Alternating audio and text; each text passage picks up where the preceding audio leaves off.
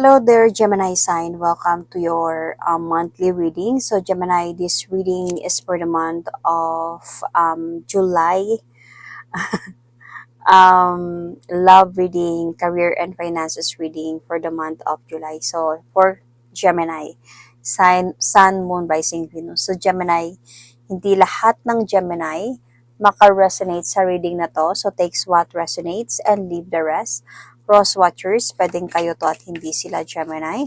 So, put yourself in a situation kung saan kayo naka-resonate. Dito sa love reading, okay?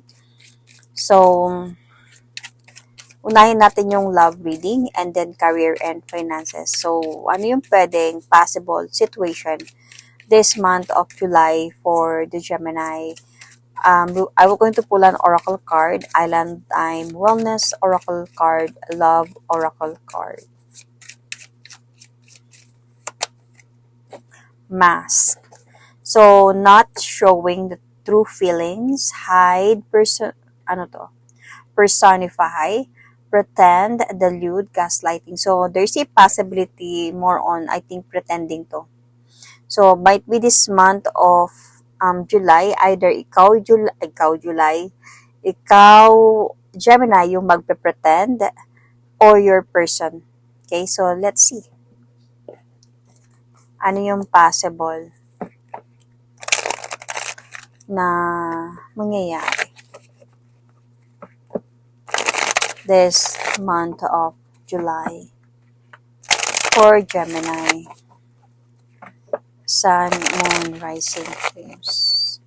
Love reading for Gemini this July, Sun, Moon, Rising, Venus.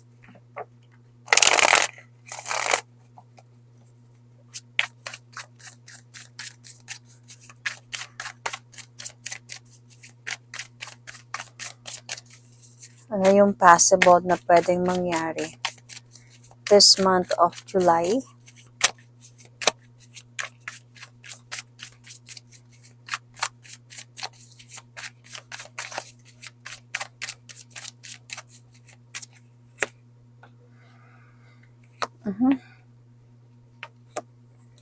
Okay. So, merong unexpectedly person or ex nalilitaw sa buhay mo this month of July. So, yung magpe-pretend dito is ikaw. Itong person na to, might be darating siya or babalik siya, magpaparamdam siya, kakausapin ka niya, gusto niyang makipagbalikan sa'yo. So, gusto niya makipag-ayos sa'yo, something ganyan. So, ikaw dito, I think, ikaw yung magpe-pretend dito that okay na ako, I don't care, or whatsoever. Pero, why you are pretending? Dahil sa, I think, Gemini, nasasaktan ka pa sa ginawa niya. So, parang nagpe-pretend ka lang na okay ka na, wala ka nang pakialam. So, parang ayaw mo na siguro ng drama.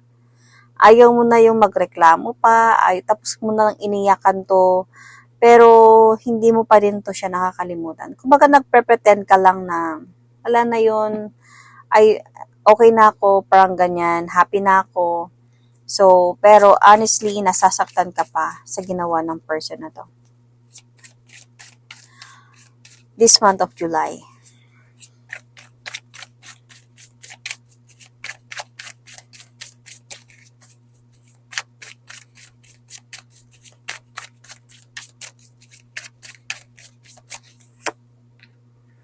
So, Gemini, I can see here na, honestly, bakit ka nagpe-pretend?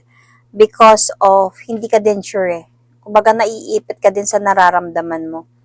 Or might be you are observing this person kung nagbago na ba or yung willingness niya na bumalik sa'yo, sincere na ba siya this time. So, parang sa'yo, observation din siguro to. And also, confused ka din sa pagbalik niya, bakit siya bumalik, or confused ka ba din sa nararamdaman mo. Honestly, you are not accepting the offer. It's all like you are pretending not to accept the offer, but I think you are just observing this person kung gaano siya katatag sa pagbalik niya, gaano siya ka-willing na bumalik, gaano siya ka-sincere na bumalik. Actually, yung pinapakita mo dito, yung parang more on busy ka sa sarili mo, busy ka sa buhay mo. Yung parang busy ka sa mga friends mo, ganyan. So, hindi mo pinapakita sa kanya na affected ka pa sa nangyari. Though yes, honestly, bigat na bigat ka pa sa mga nangyayari. Hindi mo alam kung anong desisyon ang gagawin mo dito. So, ito yung ginagawa mo. Parang nagpe-pretend ka na like nothing. And not accepting the offer of this person. Pero sa totoo lang, may feelings ka pa talaga, Gemini. So, remember, cross-watchers, pwedeng kayo to. So, may feelings ka pa talaga dito. It's just you're pretending.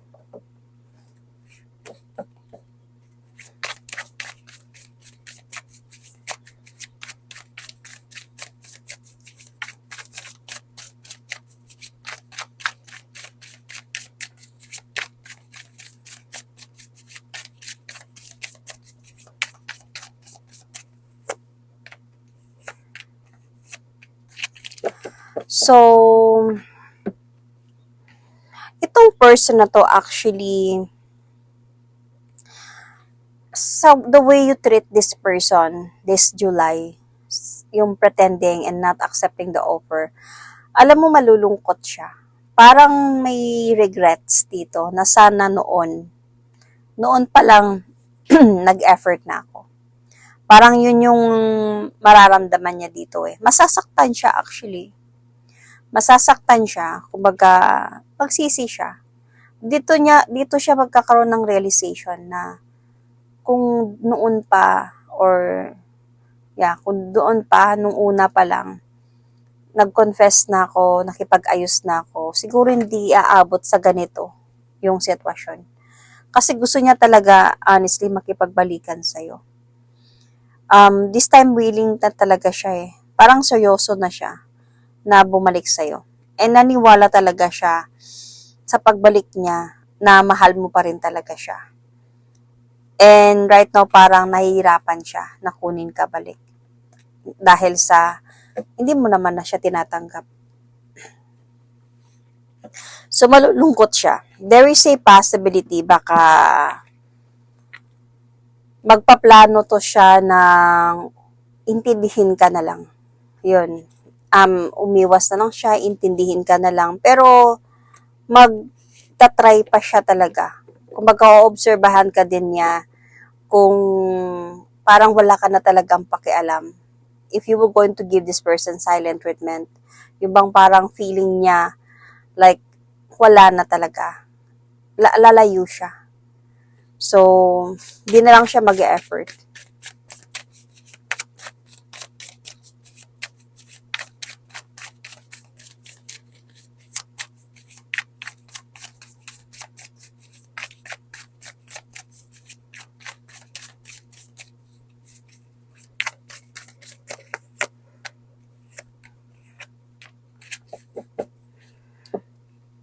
Okay.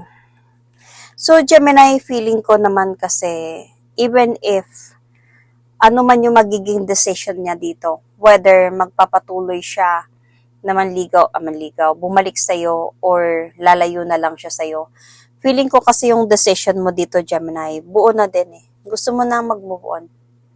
Gusto mo na ng changes sa buhay mo. So, hindi ka na din sure sa new beginning ninyong dalawa. Parang you just really want to heal from this. Gusto mo na magpatuloy.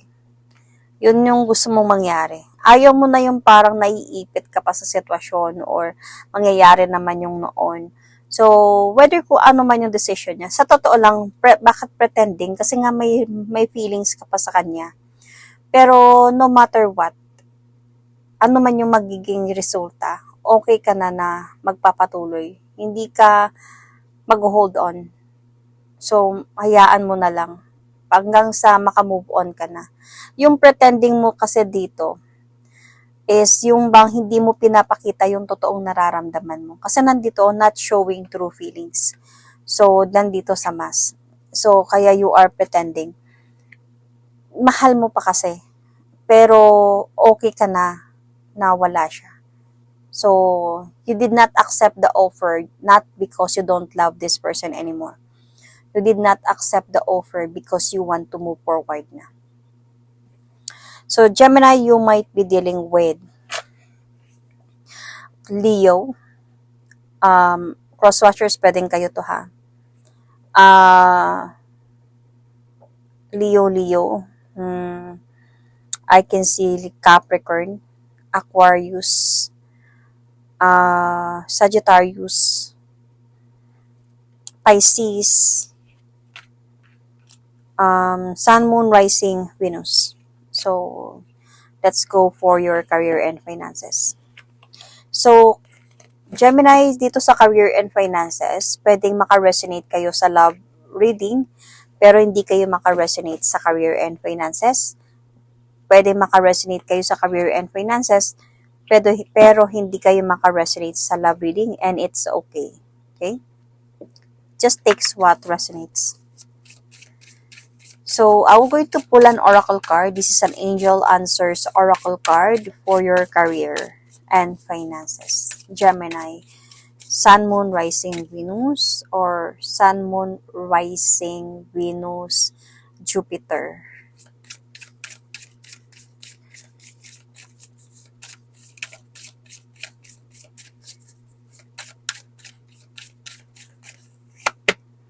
Recovery. Recovery siguro from utang.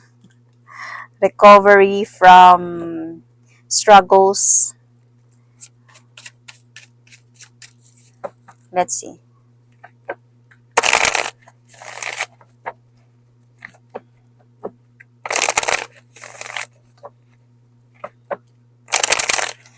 Gemini, month of July, career and finances.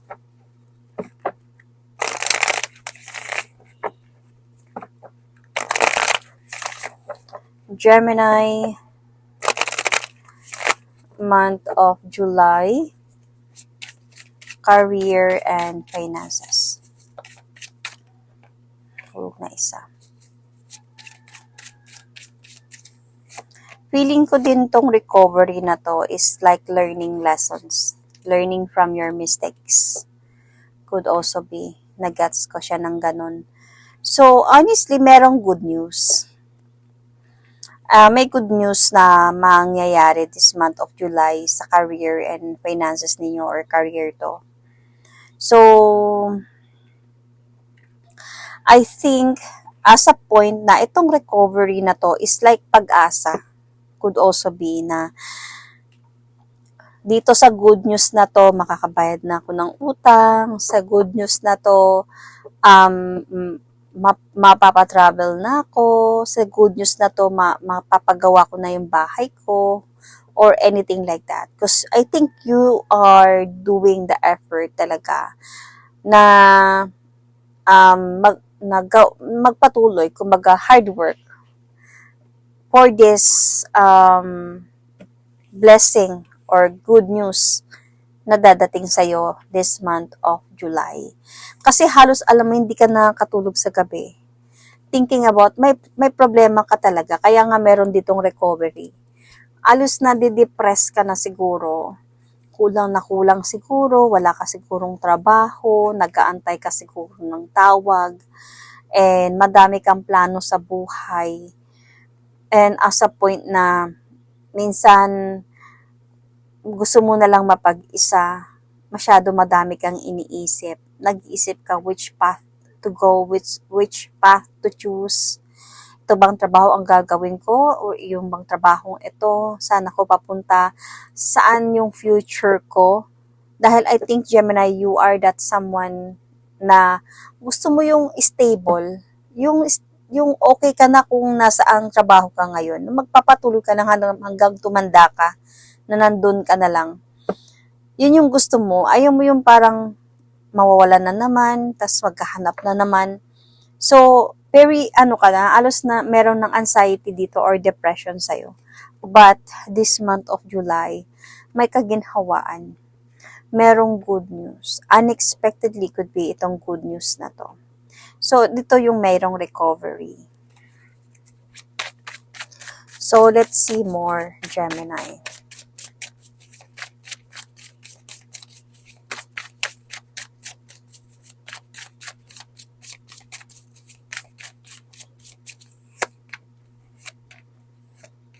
So, Gemini, I can also see here na may progress dito in the near future, in the future, this month of July. May progress sa pag-aantay mo. 'Di ba? So, this Wheel of Fortune is really isa sa pinakaswerte sa tarot cards pagdating sa career and finances. So, nakuha mo siya. Ibig sabihin, this is a big blessing na inaantay mo. Di ba sabi ko, nag-aantay ka? Na inaantay mo. Honestly, napagod ka na mag-antay.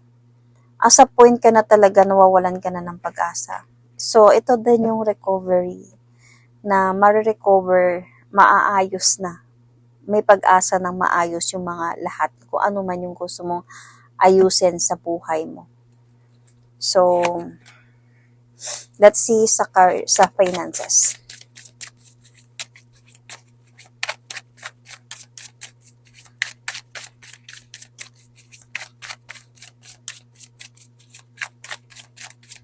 Finances, Gemini. Sa finances, Gemini, I can also see here na may utang ka talaga. And actually, feeling ko dito, meron kang dasal, kumbaga, parang merong answered prayer. Yan. Mababayaran ko na yung utang, sa wakas makakapag-umpisa na ako. Parang, ito yung parang hope mo na makakapag-umpisa na ako ulit. So, moving forward towards this opportunity na dadating sa'yo. Marami kang maiisip na idea sa gastos, might be sa utang, bayad utang, or sa gusto mong mangyari, may plano ka magpagawa ng bahay. So, parang sa'yo, itong blessing na dadating sa'yo is answered prayer. Kasi, syempre, pag maganda yung career, maganda yung money, di ba? Maganda yung finances. Kaya, eto, that is my reading for you for career and finances reading for you, Gemini, for the month of July, Sun, Moon, Rising, Venus. Thank you and God bless.